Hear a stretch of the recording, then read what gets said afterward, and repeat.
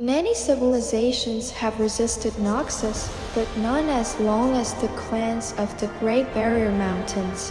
Though these fierce marauders had protected the overland trade routes to the ancient city of Som for centuries, they preferred to avoid Valorant's wider conflicts. The noble warrior Alistar was respected among all the clans. Out on the mountain peaks, his roar could scatter even the bravest trespassers, leaving only the foolhardy to face him in combat. Even so, in the Mu halls he would always urge his kin to forge greater bonds with other mortal races. Many saw marauders as little more than beasts, which soured any interaction and kept them firmly as outsiders.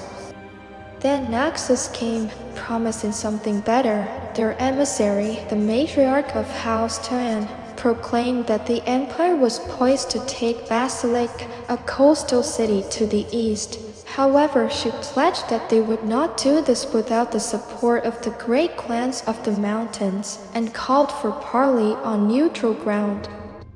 Many of the marauders were eager to accept her offer. This was a way to gain the power and recognition they sought by joining with Noxus. But Alistar remained skeptical. He had encountered many Noxian scouts in recent years, and knew them to be a duplicitous and cunning people.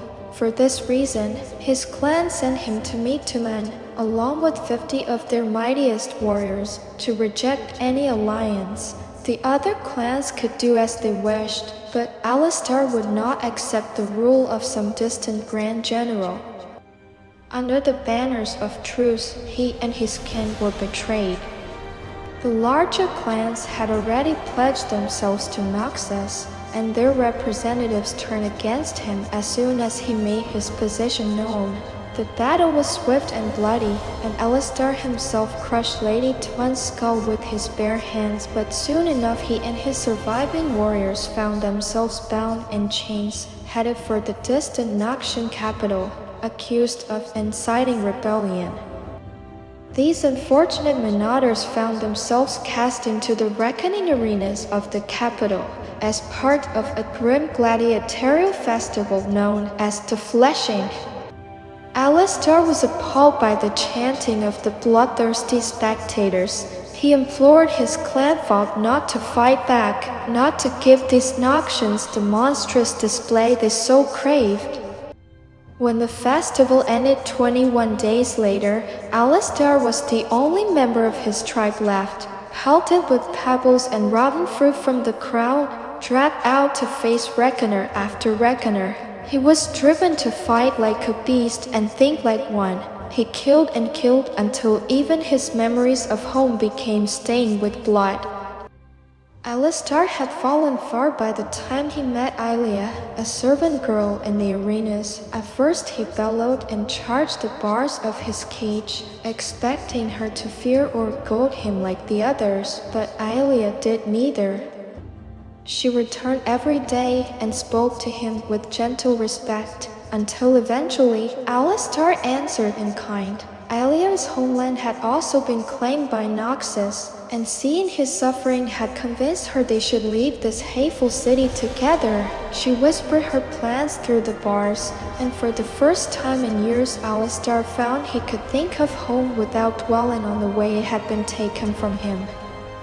One night Ilia brought Alistar the key to his cell. She had sacrificed much to arrange this escape, and he swore he would repay her tenfold. One night Ilia brought Alistar the key to his cell.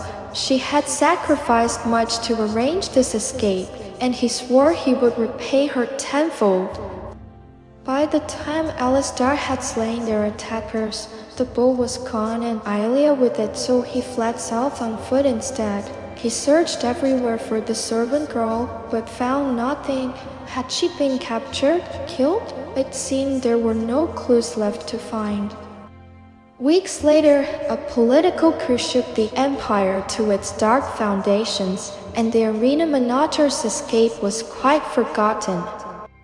Alistar now travels alone, as quietly and anonymously as he can, encouraging resistance in Noxian-held territories and fighting on behalf of the downtrodden and the abused. Only when he has cleared the shame from his heart, repaying every cruelty and every kindness, will Alistar return to the mountains and leave his rage behind. And in every city he passes through, he asks after Ilia,